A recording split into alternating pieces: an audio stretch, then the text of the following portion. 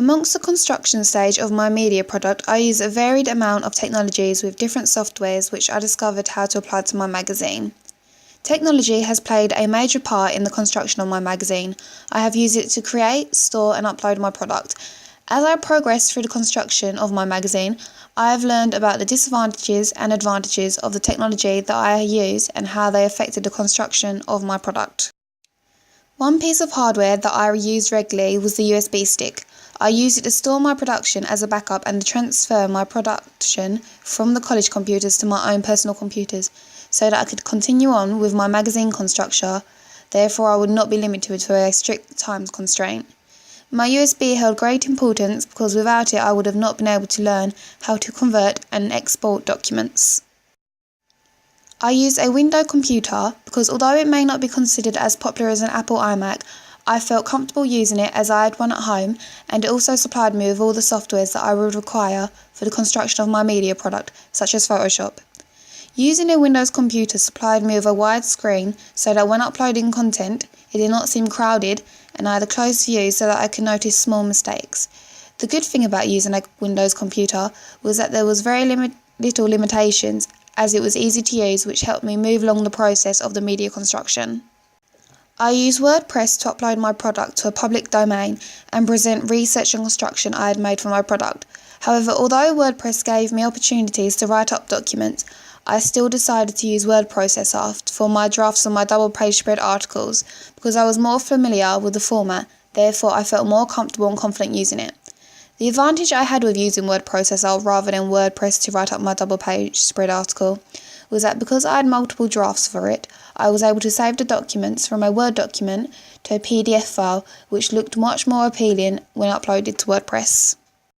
My major disadvantage in the technology that I use was that I had very little knowledge about cameras and I had very little access to them either.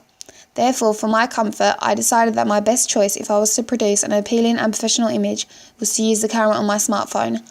I used the camera on my Samsung Galaxy S4, which not only offered me easy accessibility to technology to take my photos, but also offered me a range of camera features.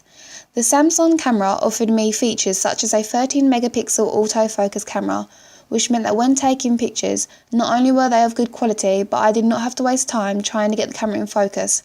Another great asset to the camera was that it offered me zero shutter lag, meaning that if I wished to take a large amount of photos in a short amount of time, I did not have to wait for the camera to take one at a time. A disadvantage, however, is that because it is a camera phone, it did not give me the full professional quality that a professional camera could have, and if the camera focus was to move, then the camera would have to refocus itself.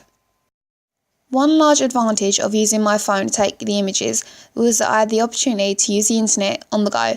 Therefore, I could easily search up model images of artists of my music magazine's genre for inspiration when taking images instead of having to put it off for further research.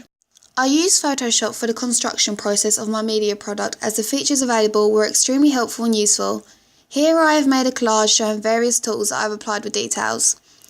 I use features such as brightness and contrast, which allow me to manipulate the images to make them appear more vivid and stand out. This was a very helpful tool because some of the images that I wish to use for my media product were either too dark or bland. Therefore, by using the brightness and contrast tool, I was able to get an appealing and professional look.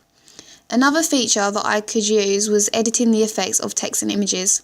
This was helpful because I could add effects such as stroke, which helped me create text such as my masthead, making them stand out against other text, and I was able to create this Polaroid-like image effect by creating two layers, placing one on top of the other and adding stroke to each. However, there were some limitations to using Photoshop, such as not having fonts or paintbrushes that I wanted. Therefore, I used thefonts.com and myphotoshopbrushes.com to look for specific fonts and paint textures that would suit my rock genre. However, Photoshop was very crucial, but it did have its limitations, such as my limited knowledge. Therefore, the complexity that I was presented with took up some of my time, and I had to experiment to gain confidence in what I was doing. But this experimentation allowed me to try different features, which clearly helped me develop my first draft compared to my final draft, as seen here.